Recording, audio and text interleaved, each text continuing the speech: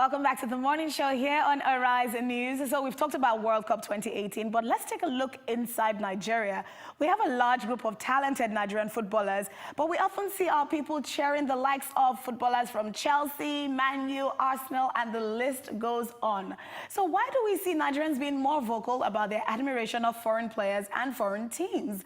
Joining me to discuss this is our guest of the day, Aaron, and of course our in-house analyst, Nena Ayugo. Welcome back to the morning show. Yeah, still We were talking about this earlier, and you were so passionate about this, Aaron, and I'll start with you. Why are we so caught up with the Chelseas and the Arsenals? What is going on with Aimba and Shooting Stars and all these people here? Why aren't we paying attention to them? This topic, I don't think anybody has the right answer to this particular topic but the truth is, when you look at this, these teams in Europe, not all the notes, like you just mentioned, you mentioned a select group of teams from different places. Some of these teams, what they make it their lifelong duty to brand themselves, to sell themselves to the world. Is Aimba doing that? The answer is no.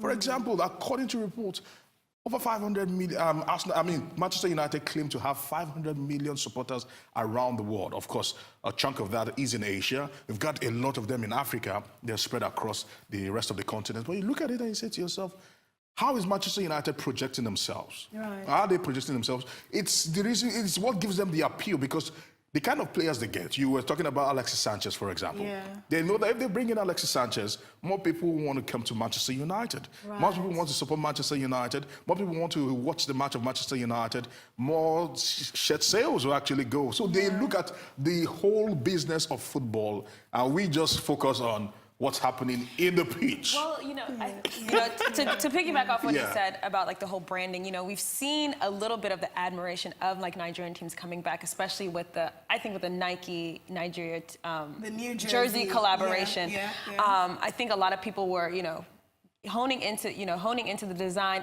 purchasing it and wearing it, not just, for the games, but like out, regularly in their daily wear.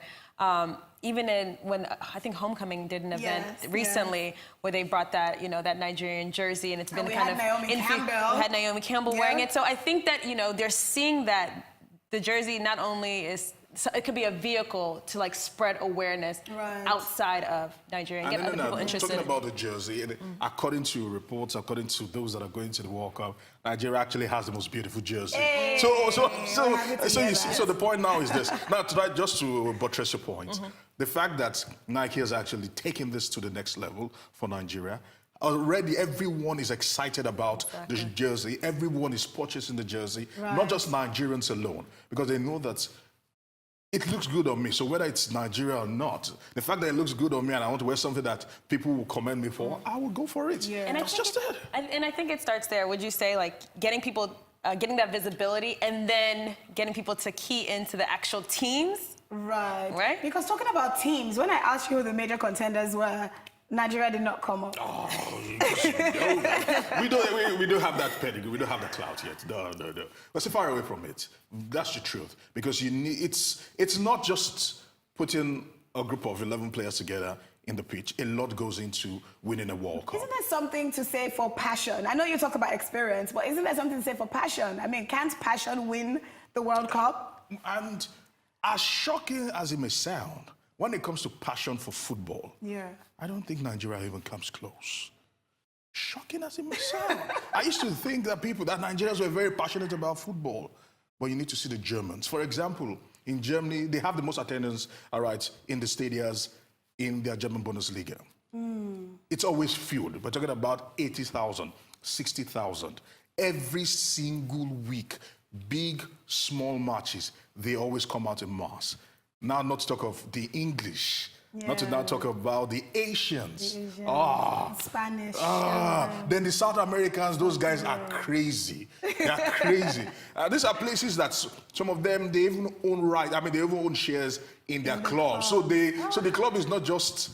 It's not just something I support. Yes, it is my own. So when you look at that, those are the things that they've done to be able to endear themselves to their fans, and that's why they've gone that far. And even, for example, South America right now, because they've not branded themselves properly, they have all the numbers, but they've not been able to match what the likes of Manchester United, has Real done. Madrid, Barcelona have done. And you actually said something earlier when we were talking during the break about the aesthetic. Like, people tend to watch more of these foreign matches because it just looks beautiful to watch. It looks beautiful. We're not seeing like brown here, we're not seeing sand here, we're seeing like green pictures. And it is deliberate. Because when they want to start the EPL, the TV company that actually bankrolled the EPL gave the clubs money to fix your stadiums, so that when people watch the stadium, they will love what they see. It's amazing, Aaron. Thank you so much. Thank you, Nena. Yes, well, that brings us to the end of the morning show today. Thank you so much for watching. From the entire morning show team here in Lagos, all that's left to say is enjoy the rest of your morning and, of course, the rest of your day. Goodbye.